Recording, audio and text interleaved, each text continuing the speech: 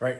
Praising God and thanking him for the chance to start yet another book of the Bible. Let's call John chapter 1, 4 people, 4 days, understanding that the chapter breaks down in at least the ESV's translation into 5 sections. But that first section, I'm looking separately for its role as a kind of preamble to the entire book in a way that sets John's gospel apart from the synoptic gospels, understanding that they are synoptic because their timelines are roughly the same. But John is going to start literally in the beginning, quite possibly the beginning of all things, but at least I think the beginning of the creation of our world. It's literally going to talk about the way that Jesus was there in the beginning of our creation, and nothing that we realize that's been made was made without his involvement. All that aside, though, the 4 people are going to be identified, at least as I see it, in that first section, with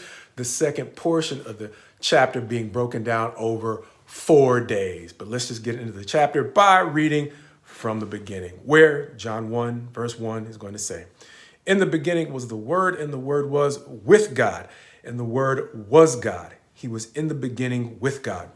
All things were made through him, and without him was not anything made that was made. In him was life, and the life was the light of men.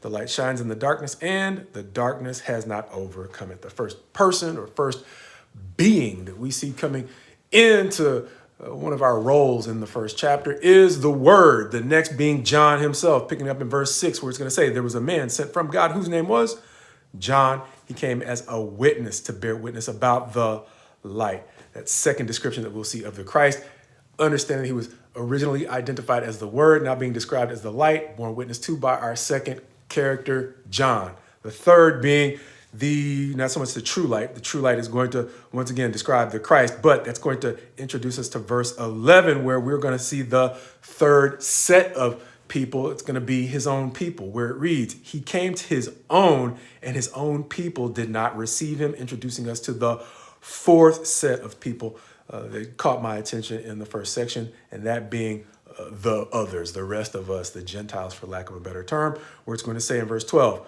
"But to all who did receive him, who believed in his name, he gave the right to become children of God, who were born not of blood, nor of the will of the flesh, nor of the will of man, but of God." And so it's not just the Gentiles in general, but those who would choose to actually accept the things that Christ was saying. Not just blindly trust him, but to look for and identify the truth in what he was trying to tell us. But that leads into the 4 days. The first day, not so much identified as a day, as much as it's identified by an event where the rulers are going to begin to come to John with a simple question: "Who are you?" Understanding that he has already begun to make a name for himself on his own, so much of a name that they really think that he might be the Christ. How do we know?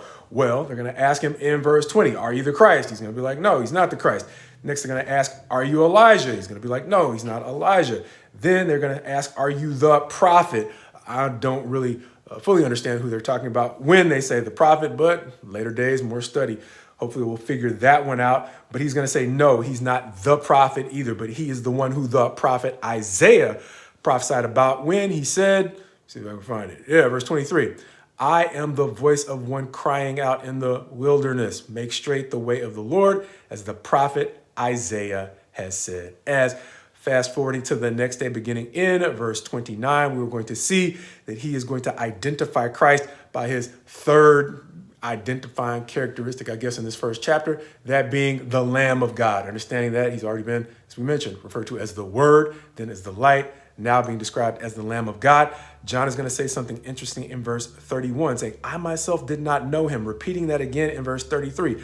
"I myself did not know him, but God gave him a sign that this was actually his son," reminding us that there are times in life that help make that old school principle mean something to us. Where it says, don't judge a book by its cover. So even this man who was doing mighty works and was in touch with who he was or his role in God was still having people who had great significance fly under his radar. Message to all of us.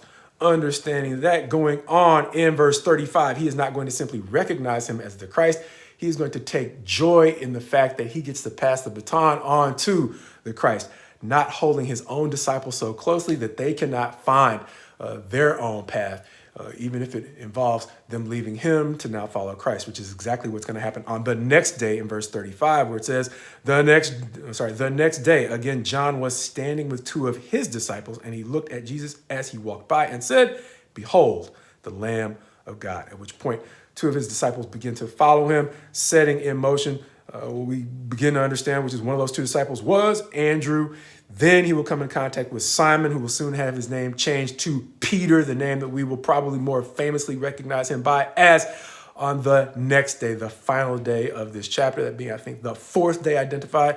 As we mentioned before, in verse 43, it's going to say that he will then come in contact with two more. One named Philip, who is then going to find Nathanael. Nathanael saying something interesting about Jesus, understanding that he's known as coming from Nazareth. Nathanael is going to ask, can anything good come out of Nazareth? Which is going to precede Jesus noticing in verse 47 with regard to Nathanael, behold, an Israelite indeed, in whom there is no deceit. As the chapter begins to draw to a close with Nathanael, in contrast to what we'll see about the apostles later on, with all their doubts and head scratching, at least at this point, they are seeing things in the Christ that are consistent with the things they have heard about him from John, that are causing them to receive what he is saying and believe that he is indeed the Christ. But the thing that might have most caught my attention was that observation by the Christ that Nathanael was an Israelite in whom there was no deceit, reminding me of a rare opportunity I once had to hear the recording of a court proceeding in comparison to the actual transcript that was made of that hearing. Understanding that the transcript is the official record going forward, I was shocked to see the difference between the transcript and what actually happened in the audio recording, understanding that they were very different in some significant ways. And so in this chapter, when Christ recognizes Nathanael as being an Israelite in whom there is no deceit, that is a high honor for one who seems to be genuine in representing or outwardly reflecting what is inwardly on their hearts or what they are genuinely about on the inside. But there is another level of integrity that's going to seem to describe the Christ throughout the rest of the book of John, and that is the faithfulness or the integrity to faithfully represent what someone else sends you to say. Thus, the court reporter, who, as far as I know, they were a decent person, but even with the best of intentions, we can fail or fall short in accurately representing what we are sent to say or what we're responsible for representing about what others have said. And so Christ, however, throughout the book of John, is going to over and over again describe his relationship to God using the terms authority in two respects. One, just generally describing his relationship with God and his respect for God's authority. But alternatively, understanding that much of what Jesus did, in addition to his miracles, had to do with his teaching. And so over and over again, one of John's points of emphasis, low key throughout the entire book, is the way that Christ only spoke the things that Christ or that God literally gave him the authority to say, reminding me of what one of my favorite preachers, I can't call him a favorite preacher, but one of the preachers who preached one of my favorite points, one that stuck with me throughout the years before I even considered being a preacher, something that he emphasized was simply summed up in the question: if Christ never spoke beyond the authority that God gave him, what gives you the right to speak beyond the authority that he has literally given you? And that you includes me too, because that principle always seemed to stick at the back of my mind as I was considering going to school to learn how to preach and teach more effectively. And so even though I do quite a bit of paraphrasing and etc., my intention, as I've said in the past, is never to go beyond the authority that God has given any of us.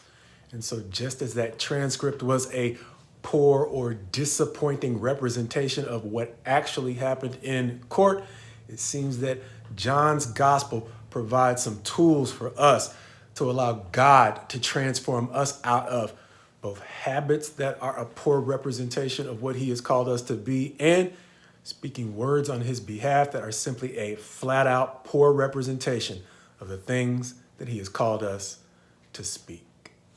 So that, God willing, just as Jesus, God in the flesh, recognized in Nathanael that he was a man of no deceit, one day we will be able to have God recognize in us that we are people in whom there is no deceit.